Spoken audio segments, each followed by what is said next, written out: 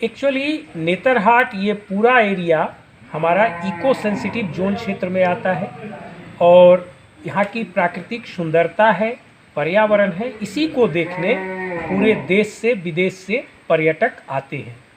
अगर अंधाधुंध निर्माण की अनुमति दी जाए और पर्यावरण को नुकसान किया जाए तो ये पर्यावरणीय विविधता और पर्यावरण की खूबसूरती समाप्त हो जाएगी, तो लोग कौन देखने आएंगे। अब इसको हम दो क्षेत्र में बांटते हैं। पहला जिनका होटल पहले से बन चुका है और दूसरा जिनका होटल अभी बन रहा है। हमने दोनों को अलग अलग नोटिस किया है। जिनका होटल पहले से बन चुका है उन सभी लोगों से आवश्यक दस्तावेज की हमने मांग की है। जिस दस्तावेज में सबसे पहला चीज़ हमने ज़मीन का कागज़ मांगा है, ताकि मैं ये देख सकूं कि वो वैध तरीके से होटल बनी है या किसी आदिवासी को ठग फुसलाकर उनकी ज़मीन को ठग कर होटल बनाई गई है। अभी हम हैं महुआ डांड प्रखंड के नेतरहाट में, जो झारखंड की रानी कही जाती है और प्राकृतिक के दृष्टिकोण से ये विश्वविख्यात है। लेकिन यहाँ पर आजकल भू माफियाओं की नज़र लगी हुई है, जो यहाँ की प्राकृतिक के लिए भी और भी बहुत कुछ के लिए, जो पानी दूषित हो रही है, हवा वातावरण दूषित हो रहा है, इसके लिए बहुत ही खराब चीज़ है। और जब ये संज्ञान में आया तो प्रशासन ने सख्त हो गई है और हमारे एसडीएम सर ने कड़ा रुख अपनाते हुए ज़रूरी कागजात प्रस्तुत करने और अगर नहीं करने पर उन्हें कठोर कार्रवाई करने का निर्देश दिया है। और सबसे बड़ी बात यह है कि हमारे एसडीएम सर श्री विपिन कुमार दुबे जी आदिवासियों के एक तरह से हितैषी भी हैं। उन्होंने साफ लफ्ज़ों में कहा है, डंके की चोट में, कि अगर कोई भी आदिवासियों की ज़मीन के साथ छेड़छाड़ या खिलवाड़ करते हैं तो मैं उन्हें बख्शूंगा नहीं, कठोर से कठोर सजा दूंगा। तो आइए जानते हैं कि अवैध निर्माण के लिए सर ने क्या कठोर कदम उठाए हैं। सर देखिए, यहाँ पर इसको हम दो क्षेत्र में बांटते हैं।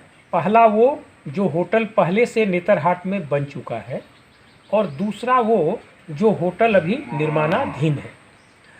एक्चुअली नेतरहाट ये पूरा एरिया हमारा इको सेंसिटिव जोन क्षेत्र में आता है और यहाँ की प्राकृतिक सुंदरता है, पर्यावरण है, इसी को देखने पूरे देश से विदेश से पर्यटक आते हैं। अगर अंधाधुंध निर्माण की अनुमति दी जाए और पर्यावरण को नुकसान किया जाए तो ये पर्यावरणीय विविधता और पर्यावरण की खूबसूरती समाप्त हो जाएगी, तो लोग कौन देखने आएंगे। अब इसको हम दो क्षेत्र में बांटते हैं। पहला जिनका होटल पहले से बन चुका है और दूसरा जिनका होटल अभी बन रहा है। हमने दोनों को अलग अलग नोटिस किया है। जिनका होटल पहले से बन चुका है उन सभी लोगों से आवश्यक दस्तावेज की हमने मांग की है।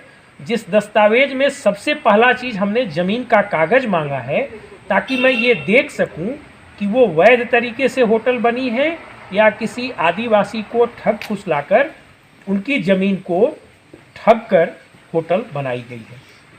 तो पहला ज़मीन का कागज़, दूसरा उनका पार्किंग एरिया है कि नहीं, तीसरा उनके पास सीसीटीवी की व्यवस्था ठीक से है कि नहीं, चौथा उनके पास फूड सेफ्टी है कि नहीं, फूड सेफ्टी प्रमाण पत्र, पांचवा प्रदूषण का प्रमाण पत्र है कि नहीं, छठवां उद्यम का प्रमाण पत्र है कि नहीं और सातवां जीएसटी है कि नहीं। ये सारे चीज़ें वो फुलफिल कर रहे हैं कि नहीं, ये सारी चीज़ें देखना है। इसके अलावा हमको दो चीज़ और उनसे चाहिए।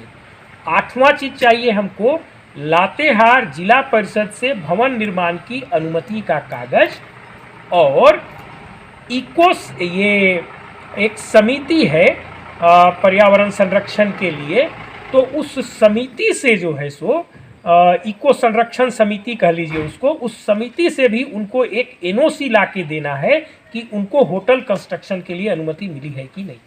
तो ये सारी चीज़ें हम पहले से बने हुए होटल से हम चाह रहे हैं।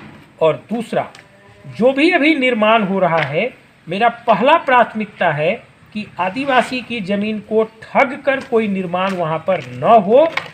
अगर कोई लोकल आदिवासी या लोकल स्थानीय रैयत अपनी ज़मीन पर घर बना रहा है तो मैं उनको घर बनाने की इजाज़त दिया हूँ और अभी केवल निर्माण को रोका हूं। मैंने उनको घर पर पानी पटाने की भी अनुमति दिया है ताकि उनका दीवार कमजोर नहीं हो।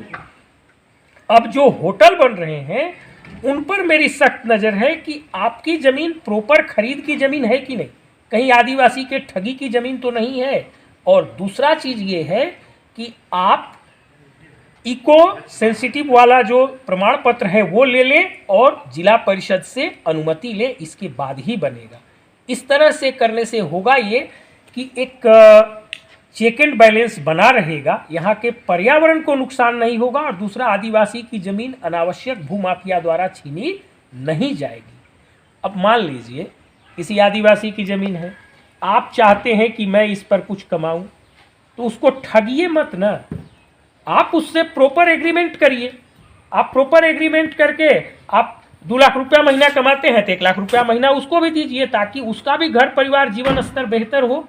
और जमीन और होटल का मालिक भी वो आदिवासी ही रहेगा। आप रेंटर के रूप में अगर कमाना है तो कमाइए, और अगर आप ऐसा सहमति बनती है तभी करिए। तो ये मैं सभी आदिवासी को भी जागरूक किया हूँ कि अगर आप ठगी के शिकार हैं तो मेरे पास आइए, मैं 71A के तहत नियम चलाकर और मैं ज़मीन वापस कराऊंगा, या उस घर का या होटल का मालिक मैं आपको बनाऊंगा, मैं उसका मालिक आपको बनाऊंगा, वो आपकी ज़मीन है। ये समझिए, हमारा मूल उद्देश्य ये है। ठीक है सर, ठीक है सर, धन्यवाद। Thank you.